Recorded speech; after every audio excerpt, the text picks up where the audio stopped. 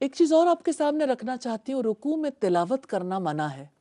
مسلم کی 1074 نمبر روایت سے ہمیں پتہ چلتا ہے۔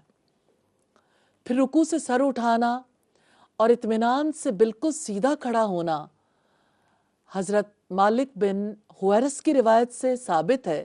نبی کریم صلی اللہ علیہ وسلم جب رکوع سے اپنے سر مبارک کو اٹھاتے تو سمیع اللہ لمن حمیدہ کہتے، اسی طرح رفع یدین بھی کرتے تھے۔ بخاری کی 795 نمبر روایت سے اس کا پتہ لگتا ہے۔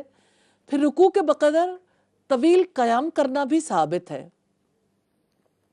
برا بن عازب سے روایت ہے، انہوں نے بتایا نبی کریم کے رکوع، سجود، دونوں سجدوں کے درمیان کا وقفہ اور جب رکوع سے سر اٹھاتے تقریباً سب کے سب برابر تھے، سوائے قیام اور تشہد کے، قعود کے۔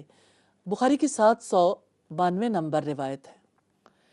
اب صلی اللہ علیہ وسلم سجدہ کیسے کرتے تھے؟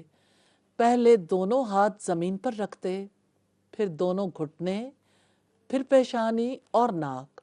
سیدنا ابو ہریرہ رضی اللہ تعالی عنہ نے بیان کیا کہ نبی صلی اللہ علیہ وسلم نے فرمایا، جب تم میں سے کوئی سجدہ کرے تو ایسے نہ بیٹھے جیسے کہ اونٹ بیٹھتا ہے، چاہیے کہ اپنے ہاتھ گھٹنوں سے پہلے رکھے۔ یہ ابو داؤد کی 840 نمبر روایت ہے۔ اور سجدہ 7 ہڈیوں پر کرنا ثابت ہے۔ سیدنا ابن عباس سے روایت ہے، نبی صلی اللہ علیہ وسلم نے فرمایا، مجھ کو 7 ہڈیوں پر سجدہ کرنے کا حکم دیا گیا۔ وہ 7 اعضاء یہ ہیں: پیشانی، ناک کے ساتھ۔ یہ بتاتے ہوئے رسول اللہ نے اپنی ناک کی طرف اشارہ کیا، دونوں ہاتھ، دونوں گھٹنے، دونوں پاؤں کی انگلیاں، 2 2 اور 2 6 ہو گئے، اور 7ویں پیشانی اور ناک ہے۔ اور یہ بھی ہمیں حکم دیا گیا ہے کہ ہم کپڑوں اور بالوں کو نہ سمیٹیں۔ یہ بخاری کی 812 نمبر روایت ہے۔ اسی طرح سے سجدے میں پیشانی اور ناک کو اچھی طرح زمین پر ٹکانا۔ حضرت رفاع بن رافع سے یہ بیان کیا گیا کہ جب تم نماز کے لیے کھڑے ہو کر قبلہ کی طرف رخ کرو تو اللہ اکبر کہو، پھر ام القرآن، سورہ الفاتحہ اور قرآن سے کچھ پڑھو، یعنی تلاوت کرو جو اللہ توفیق دے۔ جب رکوع کرو تو اپنی ہتھیلیوں کو اپنے گھٹنوں پر رکھو اور کمر کو لمبا رکھو، اور فرمایا جب سجدہ کرو تو اطمینان سے ٹک کر سجدہ کرو، اور جب سجدے سے اٹھو تو اپنی بائیں ران پر بیٹھ جاؤ۔ یہ ابو داؤد کی 859 نمبر روایت ہے۔ سجدے میں دونوں ہاتھوں کو پہلوؤں سے جدا رکھنا ضروری ہے۔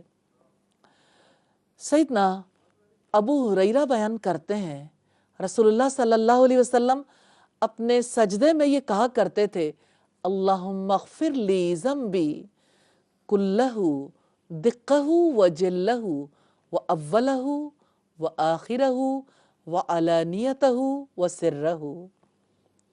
اللہ میرے چھوٹے اور بڑے، پہلے اور پچھلے، ظاہر اور پوشیدہ تمام گناہ بخش دے۔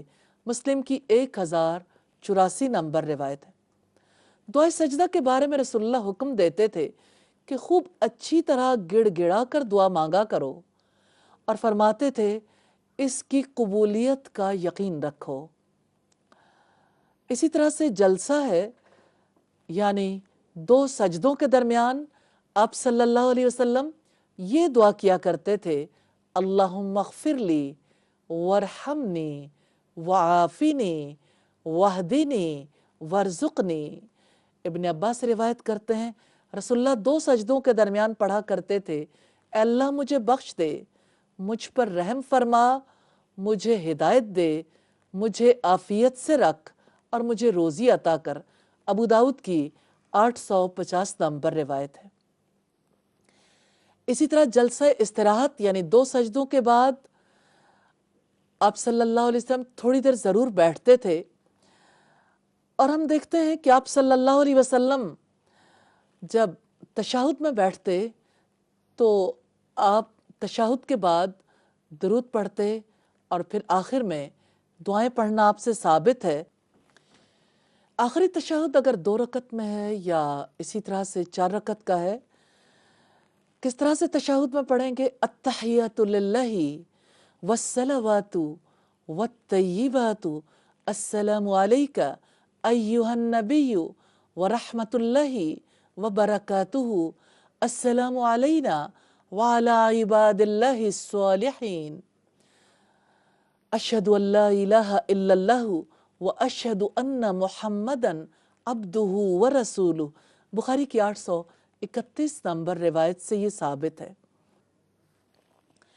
تشہد کے دوران دائیں ہاتھ کو دائیں گھٹنے پر اور بائیں ہاتھ کو بائیں گھٹنے پر رکھنا ہے، اور ہم نے پاؤں کا طریقہ تو پہلے دیکھ لیا، اور اس کے بعد جب درود پڑھنا ہے اور پھر دعا پڑھنی ہے آخر میں، اس کے بعد پہلے دائیں طرف سلام کرنا ہے، پھر بائیں طرف سلام کرنا ہے، اور نماز کے بعد کے اذکار پڑھنے ہیں۔ اگرچہ ہمیں نماز کے بارے میں ابھی مزید جاننے کی ضرورت تھی، لیکن وقت ختم ہو گیا۔ انشاءاللہ اللہ تعالیٰ کے فضل و کرم سے موقع ملا تو ہم نماز کے بارے میں دوبارہ بات کریں گے۔ ہم نماز میں اللہ کے رنگ کو دیکھ رہے تھے۔ اللہ سبحانہ و تعالیٰ کا رنگ حقیقتاً نماز میں جھلکتا ہے، اور نماز میں اللہ کی ذات کا یقین ہو، اس کی ذات سے امید ہو، اس سے محبت، اور اس کو یاد کرتے ہوئے اور اسی کا خیال ذہن میں رکھتے ہوئے نماز ادا کی جائے، تو یہی نماز ہے جو بندہ مومن سے مطلوب ہے۔